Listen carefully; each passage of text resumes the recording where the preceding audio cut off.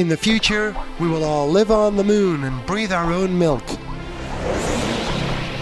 Gareth Jones on speed, using science to confuse you.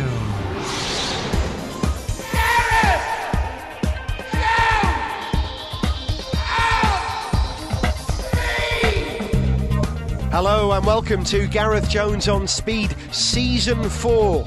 As this is the start of a new season, the start of a new year, we thought we'd dedicate this episode of the show to a vision of the future. We take a peek at what we think racing and driving could be like in the year 2250.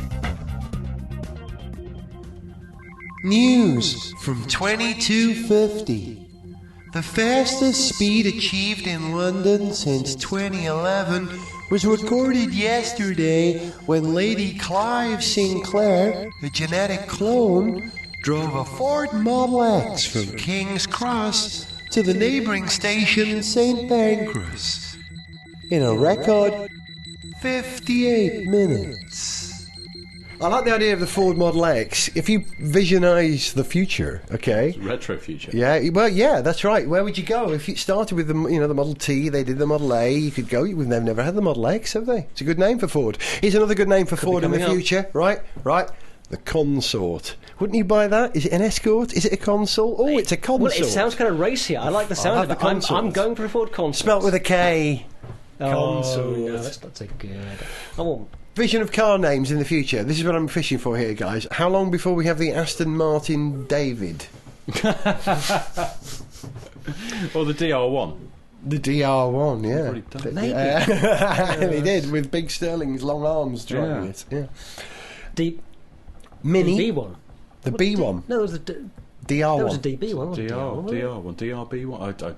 DBR1. Maybe DBR1. Yeah, we got there, boys. We'll check and we'll let you know. What's Dave Richards' middle name? David.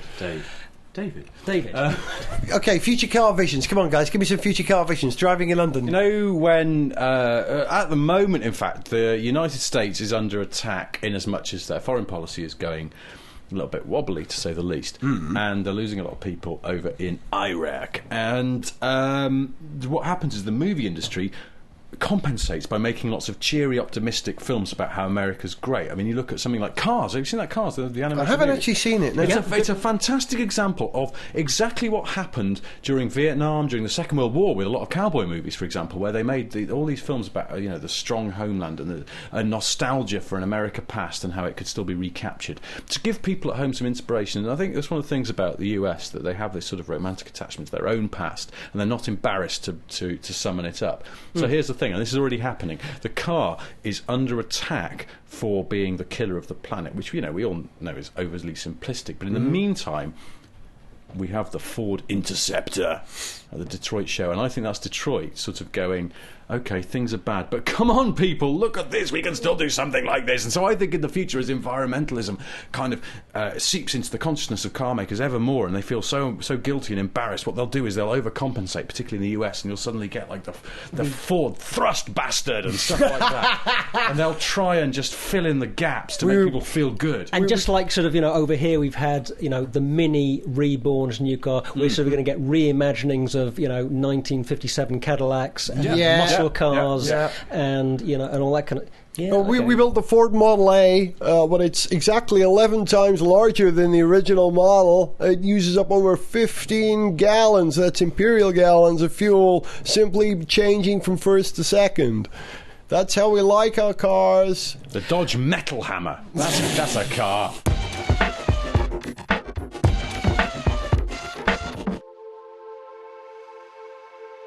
The year 2250. The winner of the F1 World Championship in 2250 is Michael Schumacher III, driving a Volkswagen, Hyundai, Porsche, Toyota, Ferrari, Williams. This was the 9th year the FIA have run a virtual championship, held in Second Life with little or no environmental impact. Michael Schumacher Jr.'s grandfather, Ralph, was there to support his grandson. And F1 Supremo Bernie Ecclestone's head in a jar was quick to find a way of profiting from this happy event by buying little Schumy's F1 carbon credits and then selling them back to him at a massive profit. So there you go, that's my vision of the future. What's F1 going to be like in the future? Will the eco guys kill it? I really hope not. I mean, I kind of feel like I've got sort of feet fairly firmly planted in both, motorsport I think we all have, and actually. eco camps, and I hope that doesn't happen. But the sport will have to adapt. I think we're living on an eco-frontier in London because we have to do this congestion charging zone thing. It's forcing people to consider what cars they're driving they otherwise wouldn't have chosen. It's actually happening, even to us guys. Admit it? A little bit, but one of the interesting things about it is that the choices that people make are turning out to be, not necessarily those that are best for the environment. I mean, the kind of electric buggy thing, for example. Basically, electric vehicles being exempt from the congestion charge. They don't pollute central London, but they're churning out plenty of CO2 at the power stations that are generating electricity to charge them up. And thank you, Google. There's a fairly complicated sort of issue there. But your little sort of speculative intro there. The thing about Second Life and virtual racing, there's a very interesting thing. A very interesting possibility there. How much more are we going to be doing in virtual worlds in the future? We're doing an awful lot more with them.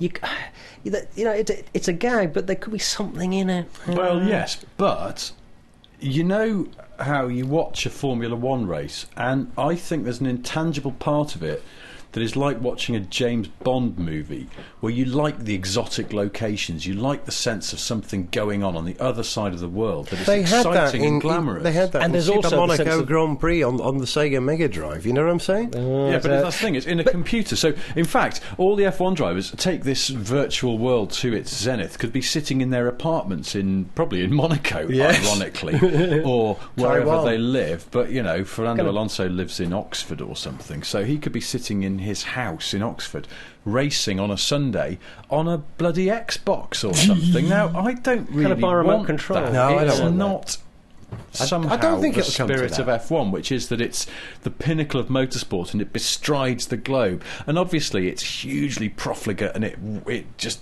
wastes lots of time and money going around the world with big trucks. But it puts on a great show. That's what it's all about. It puts on a spectacular show. Here's the thing about F1, about the actual cars in the near future. If they're going to sort of get suckered in by this idea that hybrids are the panacea to all our problems, which energy I think recovery, they're not. But that in A1 they had that power button they could use. Yeah, the boost power button, boost. Yeah, the boost button. Now, before MG Rover went under, they were working with some boffins whose names I can't remember in the UK on an MGTF hybrid, which had an electric motor at the front and then the usual mid-engine petrol motor of the MGTF.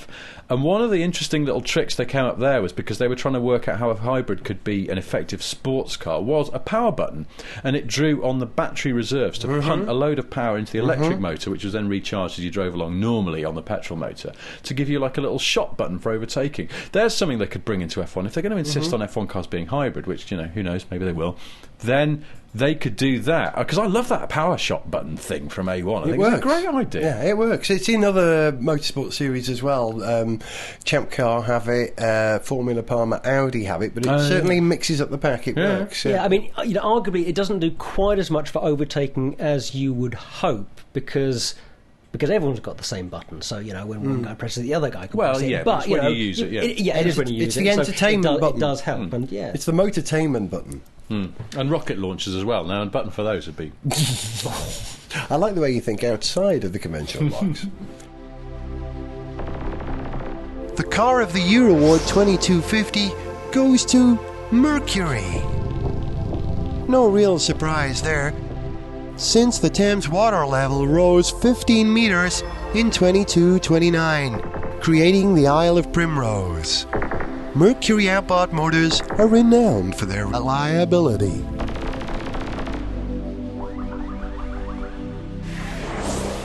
Lamborghinis too, as well. Lamborghini and Ferrari have got a couple engines, of boats engines, haven't they? In terms of kind of where things, I'm going to be really interested to see what Gordon Murray comes up with his little car. P25. He's just such a smart guy, and I think he's just, he's the kind of person that's going to make, really shrewd decisions about what technologies are best to incorporate in a small eco city car. He's been very. I think that car will point the way. He's been very bold about this car. He's made some amazing claims for it, and yet he's not really giving away the final secret, which I think I've worked out, but it's process of elimination, what it has to be, how he's going to do it. Cold fusion. He's in his fantastic brain, he's worked out how to do cold fusion, and this car will practically run itself and actually build its own environment. I mean, it's the only way it's going to be able to do what he says it's going to do. It's got some sort of super string drive or something. That's top quark model. No, that's soup dragon in a tank or something. Bookings are now being taken on eBay for a slot in the outside lane of the M25 for June 2283. Bidding starts at €500,000. For motorcycles, cars will be charged more. Remember, this is dated 2250. How bad's it going to get out there? Do you guys use the M25? No, not as much never. as I used to. I used to have a regular commute on it. And, so that's a pretty accurate prediction then, late right? at night it was fine, but... we'll be booking slots on the motorway soon, guys. Well, I don't. You see, I think I'm contributing to trying to keep the M25 moving by not using it. Ever. I just won't. I won't go to Kent and places like that. I just won't go there. I can't. I just can't. Probably a good idea. You just know you'll be sort of stuck in a non-moving sort of. Sorry, I mean, Garden of England. Bugger that. I'll just sit on the patio. I don't want to go there. When you were at Brands Hatch a couple of years ago, you actually flew to Paris, didn't you? And you got the undertrain to Folkestone. I took a dreadfully tortuous route sort of through central London, and it was actually rubbish. But I just don't. The M25 is one of those things you just always imagine it's going to be worse than it actually is. And well, actually, sometimes it is. Sometimes it's worse than you think it is. You know what's going to happen when you do get that slot on the M25? Your computer-controlled distance monitor is going to make sure that you keep, absolutely the same distance from the car. You might as well not turn up. No, there's not going to be much driving. Yeah, until some geeks, going to be part of geeks hack it, so you can install it in your BMW, so you can still sit on my arm. A man was arrested in Clapham yesterday for fondly remembering driving a Land Rover within the 200-mile congestion charging zone. However, a farmer in Lowestoft bought Ferrari's latest road car, the Massa Stradale. The price of €25 billion, keeping the ancient Italian car manufacturer afloat for the next 3 years. Ferrari have now sold over 3 cars in the last 7 years. That's okay, because they've sold loads of branded keyrings and jeans and stuff like that to keep them going. They make more money off that than they do off anything else. It's a branded world, baby. It's all about brands. I went to the Ferrari store. I was on holiday in Italy this summer. I went to the Ferrari shop in Rome. Oh, no, I went to the one in Where Medina. did you go? Medina. Oh, yeah, well, that's even worse. Isn't it awful? Well, it's just awful. I mean, it's just awful. Yes and no. I mean, I know there's a part of it. There were teddy bears and stuff like that, which is all sort of gone on.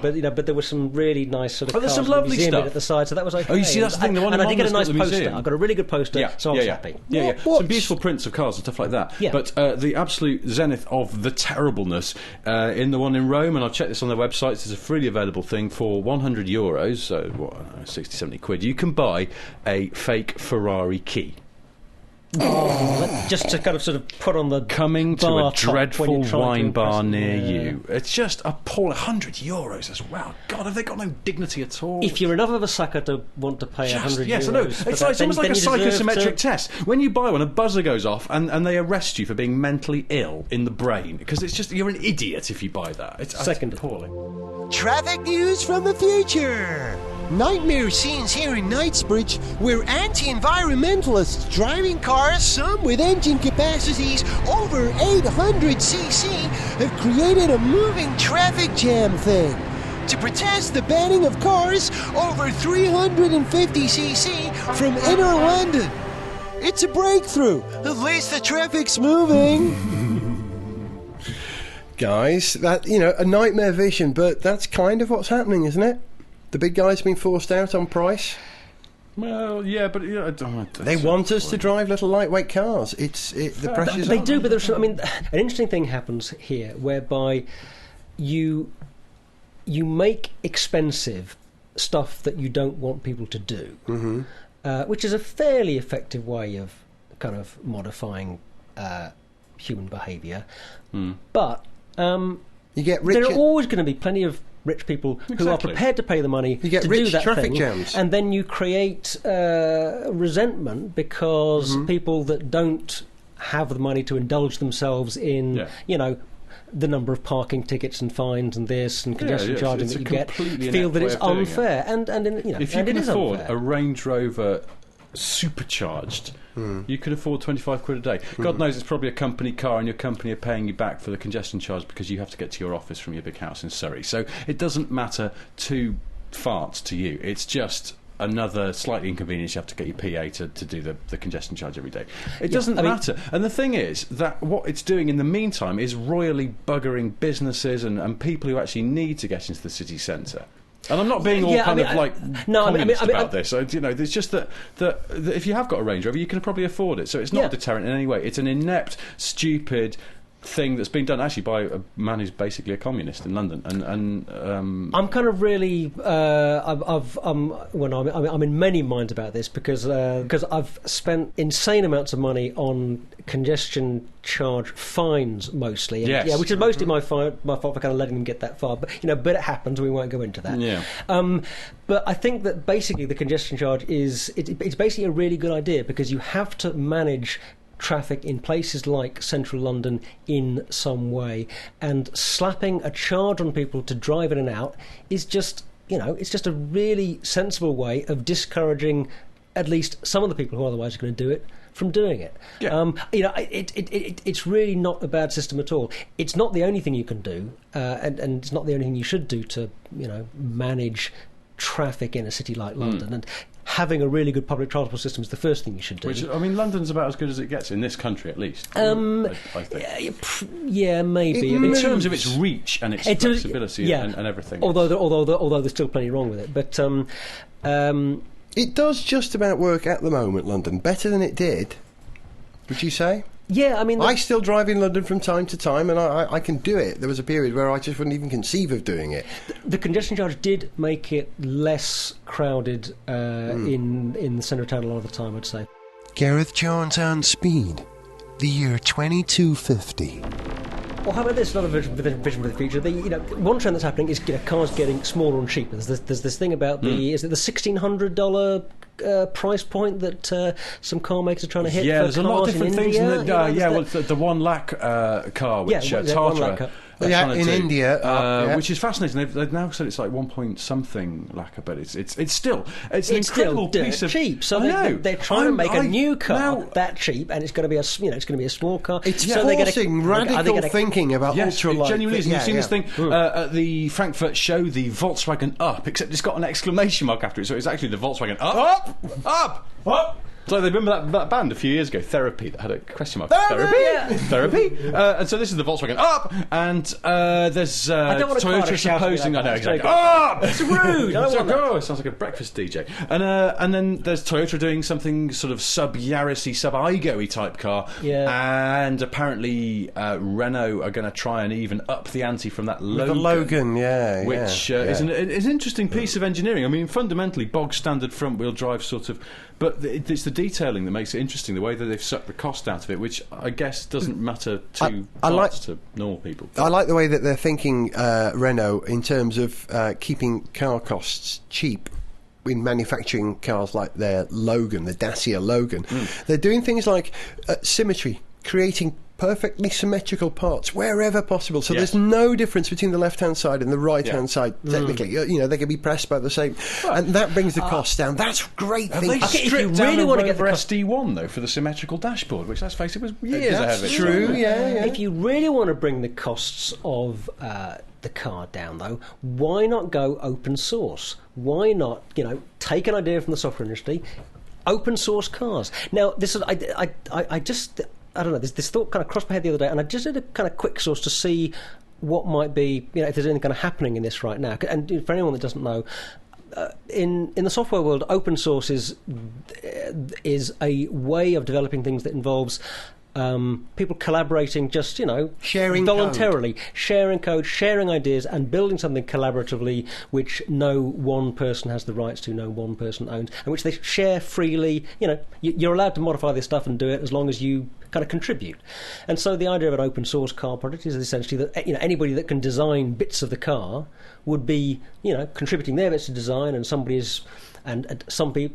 or some people are bringing this together, and you sort of end up with you sort of end up by sort of refining this collaboratively designed thing that anybody has the rights to build. I think probably there are all kinds of reasons why this open source idea translates really quite badly to an exercise like building cars, but I think there is still probably. I think there is some mileage in it, though, particularly in the area of maybe developing, of maybe pursuing some more imaginative ideas in car design that might take us, into a more kind of sustainable future. There may be some avenues that car manufacturers aren't so interested in pursuing, which groups of smart oddballs dotted around the planet might be able to collaborate on and come up with some useful ideas. I think your open source idea for making a complete car is interesting. But it would have to be like a kit car. Oh, it's a huge... Yeah, it would. All the liabilities and the homologation and stuff like that, it's very, very difficult. It costs car makers a lot to do. But in the software field, in the engine management particularly, I think it could happen, but it would never really happen with the blessing of a big manufacturer, because, again, they've got the liabilities, and the emissions are part of the homologation of the car. Now, they can't endorse some bloke in a bedroom who's written a brilliant bit of code, because they'd have to go and put it through the test procedure. But it can happen through the back door, and it already kind of does with people who have their engines chipped. And you said smart, not in that sense, but the smart car is one of the interesting examples of a car that's got a kind of real big kind of slightly geeky following, and these people seem to have set about around the world sorting out some of the problems, so you can download and have installed bits of software now that make the gear change faster, make the engine run a bit quicker, stuff like that, patches. And I think the smart is a weird sort of example of where that's a very low class thing, because there's only one car, so but it is kind of an example of where that idea is made. It started in the 80s when people had the CRS RS Cosworths, so there were loads of chips for that, which people were always having done, because you could always get to the ECU. It was in the glove box. Ford did a concept car, Ford again, the other year, called the something. It looked like a futuristic Capri. It was actually pretty lazy. Oh, yeah, I remember it. Yeah, I remember it. Went away again because it really offered no solutions to anything. Yeah, it was but one of the little hooks they tried to get people interested in that car with was that they said this is a car which, in theory, you can download new engine management things for your car. Now, that's where they might go. A big company could never allow that open source sort of, hey, here's the code, come and have a go if you think you're hard enough. But they could, within themselves, go, we've just released, like mobile phone companies do, or like, or I suppose Apple do, a bit of code that goes, hey, if you want higher rev response, we've just developed the new fast road cams software, and that could be the way to do it. And in fact, it goes further than the engine, I believe, because increasingly a lot of aspects of suspension and handling are controlled by software as well now. So you did a thing where you pressed a button for the sport button. Not only did it change the suspension and engine settings, it dropped the driver's seat as well. It was electric and it dropped lower to make it feel sportier. Bada bing. A software upgrade that gives me a soft top. That's what I want. Gentlemen, I think we've reached a conclusion to our vision of the future. We have seen the future, and it's written in code. Say bye, guys. Bye. The future sure looks bright for the world of cars and motorsport. Or does it? You see, that's not quite it for this episode of Gareth Jones on Speed. We thought we'd finish with some atmospheric music from Pink Floyd. لما البترول يخلص احنا حنعمل ايه؟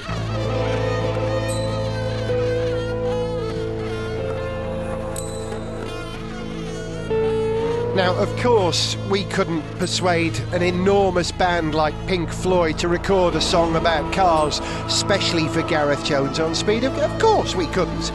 So instead, we did it ourselves. We've created this little piece which is in the style of Pink Floyd remixed by the Awe. And it's a vision of the future for drivers. Hope you enjoy it. This is the Punk Floyd. We live in a land of riches, run by a culture that is old. All is fine as long as there's no hitches to the finite supply of man's black gold. One day the truth will out. Try to understand what all the fuss is about. Our lives is over a barrel. The Yanks have no clout. What we gonna do when the oil runs out? What we gonna do when the oil runs out? What we gonna do when all the oil runs out? What we gonna do when all the oil runs out? What we gonna do when all the oil runs out? What we gonna do when the oil runs out? No more 4x4s for your city runabout. We're gonna be in trouble, no shred of a doubt. We'll all be in a sticky mess, but the oil's run out. The oil runs out.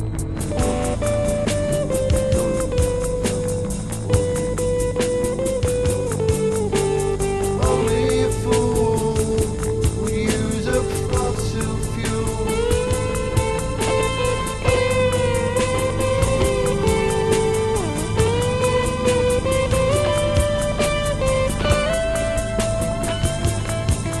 Like a dodo on an island without a survival instinct.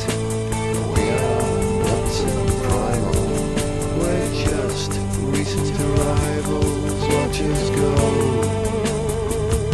species extinct. Oh, what we gonna do when the oil runs out? What we gonna do when the oil runs out? What we gonna do when the oil runs out? What we gonna do when the oil runs out? What we gonna do when the oil runs out? What we gonna do when the oil runs out? What we gonna do when all the oil runs out?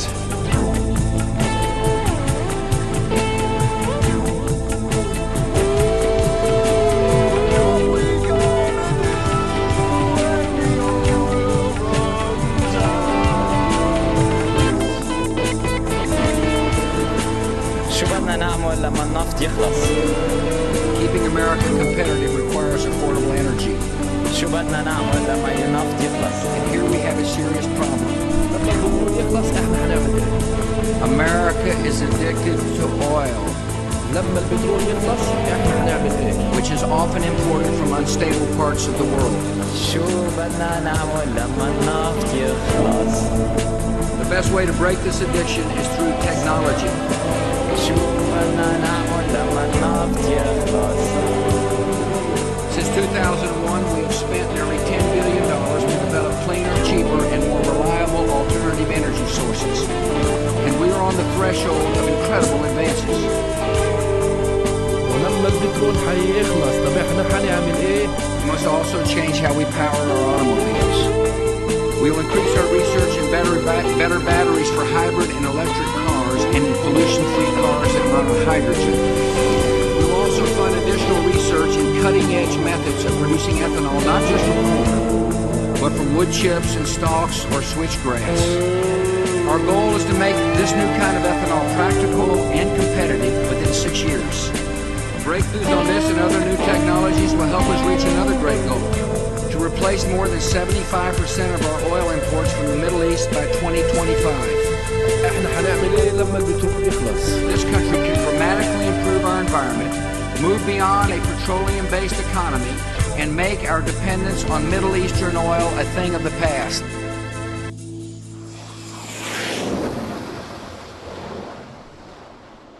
Gareth Jones on Speed was made by Whizbang. You can contact the show on speed at garethjones.tv.